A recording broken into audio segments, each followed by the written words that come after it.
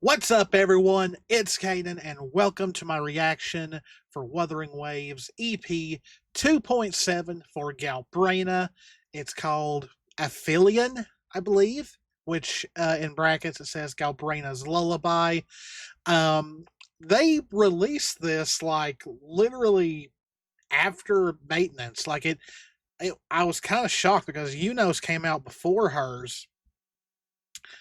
So maybe this music video is not as plot heavy. I don't know, but reason why it's taken me a few days to get to this reaction is because, for one, tired from work, but also I wanted to beat the finale of 2.7 before I watch this, just in case it spoiled anything.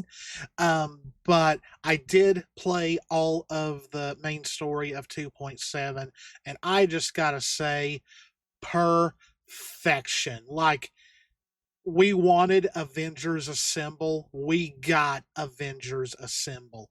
We wrapped up the Renacida story pretty well, I think. Um, the Dark Tide's been dealt with. We got to see characters that were first introduced since two. We even got characters from the 1.0 series, mostly the Black Shores, show up. Like, it was amazing, like perfect. And like at the end of it, we learned what the next region we're going to.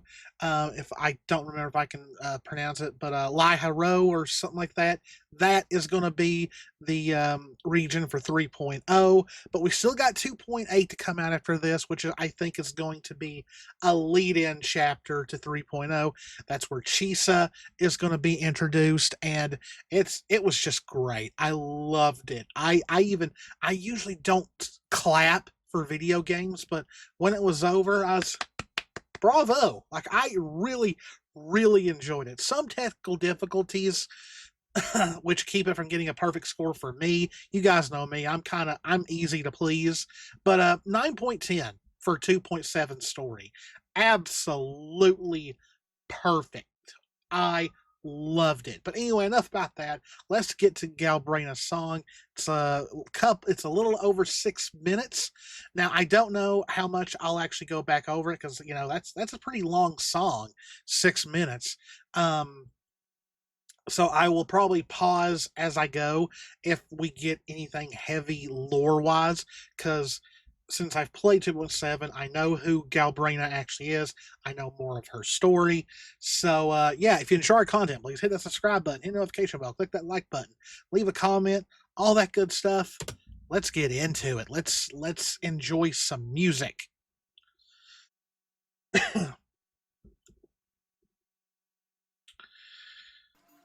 Hey, how you doing? Ooh, okay. I want to start off by saying I love her design. I love everything about it. It screams badass, but also sexy. I mean, in a way, like, very attractive character, very attractive woman. Um, Couple that with her accent and her attitude, she is almost like literally a perfect combination of Bayonetta and Dante from Devil May Cry, which I believe Koro is a very big fan of Devil May Cry at this point. I'll probably gush about her design more than once this entire reaction, but man, I don't know. I just really enjoy her. Oh yeah, one more thing. I didn't post my Galbrena pulls because it was so late at night and I had to open the next day at work. If I hadn't had to open, I would have done a video. I did pull her. I sadly lost the 50-50, but I still got her. I still haven't gotten her weapon. I have to save a little bit more before I can get her weapon. This. Oh, is that Augusta? Oh, well, there's one thing. Okay, there you have it. Like, even if you've not played 2.7 and you're wanting to stay away from as many spoilers as you can, stop watching now, because this music video right here has confirmed that Galbrena is Angel, Augusta's childhood friend that we learned about in 2.6. Happier times. Are we going to get like her whole story here?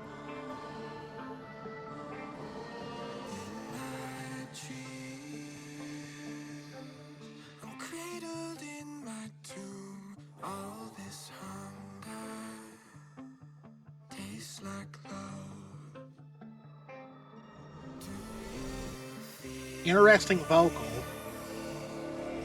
Oh, she's in the background.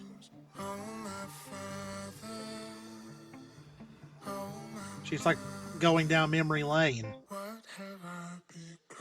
What have I become? That's definitely a question I'm sure she's asked herself. Ooh, look at that art.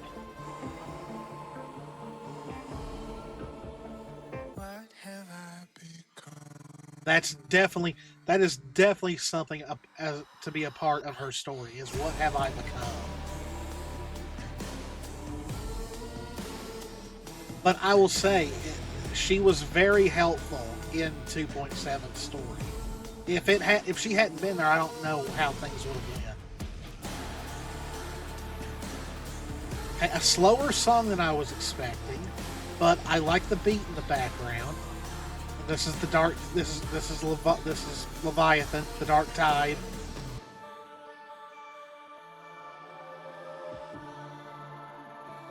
There's a kid again.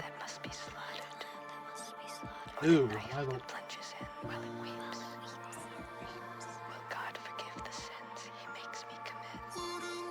Wow. Going a little. Okay, so there we have a little bit of religious talk here, but it kind of fits because her name is Angel. Her name is also Galbrena, which is probably a play on Gabriel. She has wings, so there's a lot. There is some religious subtext here in a way, as far as theme goes. Very interesting vocal.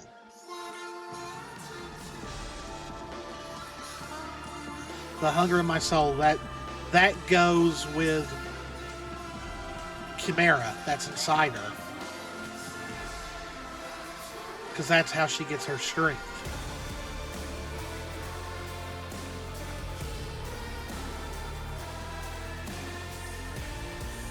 Aw, she's comforting her younger self. That's kind of that's sweet.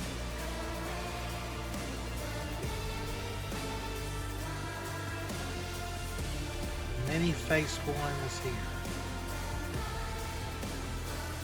Wait, what? Okay, that's not cool. Well, that could have been a Persona. Actually, I think it might be, because Persona 3 and how they summon their personas, and then after she did that, Chimera shows up. That might have been a Persona reference.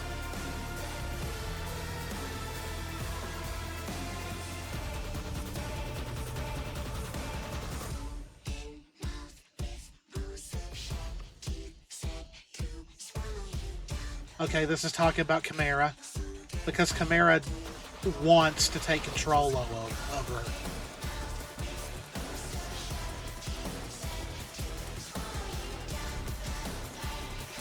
Like, they're comrades, but they're constantly at odds with each other. The angels are gone, open mouth with rows of sharp teeth, set to swallow you down. Yeah, he wants to take over her. He wants to take over her body.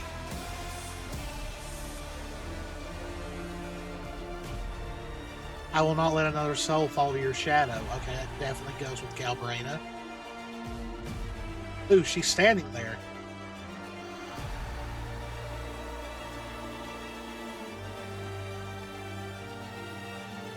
Okay, so the ones on the sides, one is the false prophet, and the other one, it looks like the one she fought in her trailer. Where the one in the middle, I'm guessing, yeah, I can see the horn. It's meant to be Leviathan.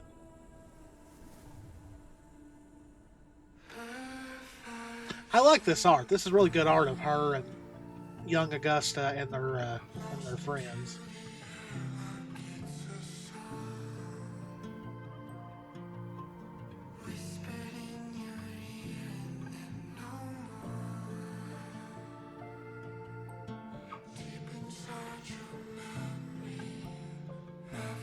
Ooh, that's nice. Deep inside your memory, everything was perfect. Everything is perfect no more. Yeah, like the Dark Tide and Leviathan literally ruined her childhood. I mean, there's no doubt about that. But it shaped her into what she is now, which is something strong enough to have finally went up against Leviathan. With the help of Rover and everyone else, of course. A little bit of a lull in the music here. Are we going back up? Or is that it? Is that it? I guess it is. Okay, not what I was expecting. I was expecting like a rock song or something to go with her. Um, but there's a lot of imagery in this trailer. I won't go into. I can't really go into a lot of details because I don't want to spoil 2.7 for everybody. Um, it was kind of easier with because it was right before the part 2 of 2.6 came out, and like it didn't really give us an answer onto what was going to happen, which we kind of already knew because of that, because of the achievement that kind of spoiled it. But it was more of a will we be able to save her?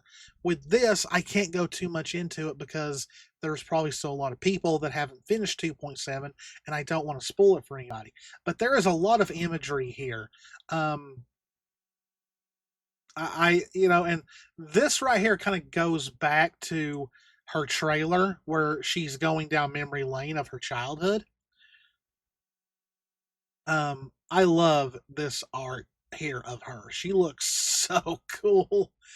But, it like she comes off as such a dark character, but she has her moments. Like she has that, the fact that she eats ice cream to cool herself down because of the flames. Even though she has this tacit discord inside of her, this very powerful one, Chimera, who wants to take over her body, wants to take over her soul, and that she's constantly at odds with, but they kind of have like I don't know, they have that kind of chemistry together where she's just like, oh, don't mind him, he's just grumpy. um they've been around each other for so long that they have that kind of um relationship.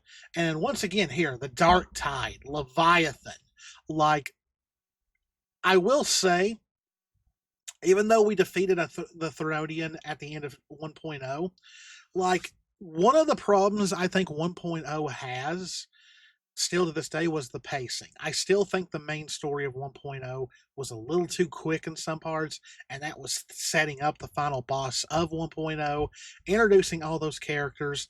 And, like, yeah, we kind of had an Avengers assemble at the end of 1.0, but, like, you had some characters who showed up that we didn't even know. It's like, bro thinks he's on the team, Um, and like they did, like, and it's understandable. It was a new game. It was, you know, seeing how things were going to go with 2.0 and onwards. I think they did a great job setting up the Dark Tide and Leviathan as this almost eldritch evil. Like I've said it many times in videos, Leviathan reminds me of something right out of H.P. Lovecraft. The fear of the deep, a monster underneath the water that we really have no concept of, that it had to take the form of pretty much a narwhal in a lot of ways to have a corporeal form, and it has like powers enough to be considered a god, when really all Leviathan did was play imposter. You know, Imperator pretty much left in a way, and Leviathan took over, which Imperator finally did confront it, but they ended up merging for a little bit, and that's where a lot of things happened.